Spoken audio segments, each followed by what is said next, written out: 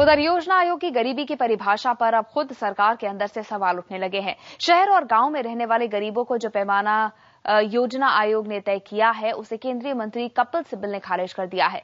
सिब्बल के मुताबिक 5,000 रुपए में 5 सदस्यों का परिवार का गुजारा नहीं हो सकता।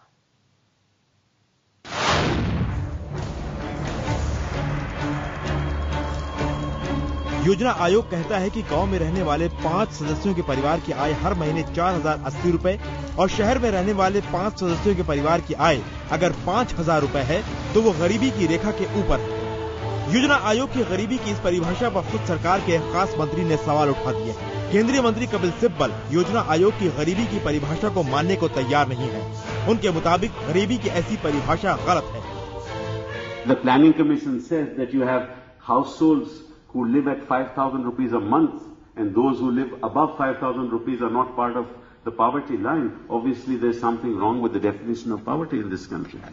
How can anybody live at 5,000? How can a family of 5 live at 5,000 rupees a month?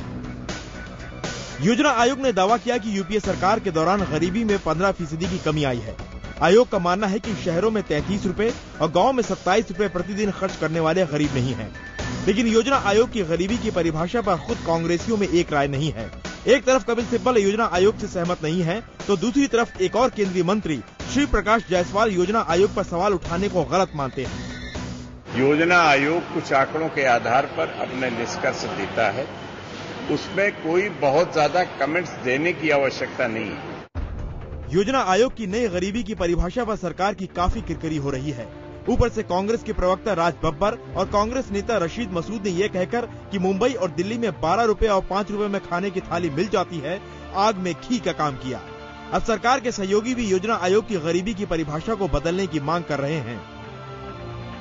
गरीबी की जो परिभाषा है उसको बदलने की आवश्यकता है। आज की तारीख में जितनी महंगाई है और जिस प्रकार से लोगों का जीवन स्तर बदला है उसमें गरीबी की परिभाषा बदलनी चाहिए। यूपीए सरकार महंगाई और भ्रष्टाचार पर पहले ही घिरी हुई है। अब गरीबों का मजाक उड़ाने वाले बयानों ने उसे बैकफुट पर डाल दिया है। जाहिर है सरकार के मंत्री भी नजाकत को भांप कर डैमेज कंट्रोल में लगे हैं। Bureau report IBN 7।